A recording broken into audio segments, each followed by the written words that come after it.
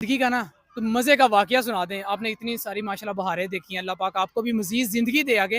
कोई मजे का वाकया सुना दें पब्लिक के लिए, खुश हो जाए जरा। आपको सुनाऊंगी। वो जो मेरा शोहर है ना, वो एक दिन पहले बारात लेके चला गया।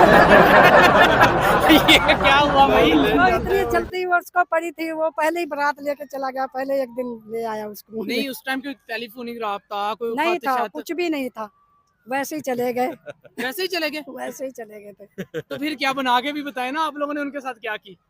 तो हमने ये किया, वो चले गए तो हमने को भाइयों ने बोला कि चलो अब ले जाओ, आ ही गए तो। अब आए हो तो अब ले जाओ। मेहमान आने थे वो उन्होंने भी कोई हम तरह लेके आए, खुद लेके आए थे, उनको बुला के लाए। कि आजो आजो बारात आ गई है।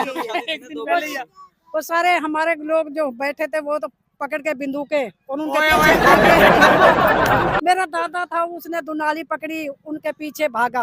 वो सारे बराती डर गए। बराती आगे आगे आप लोग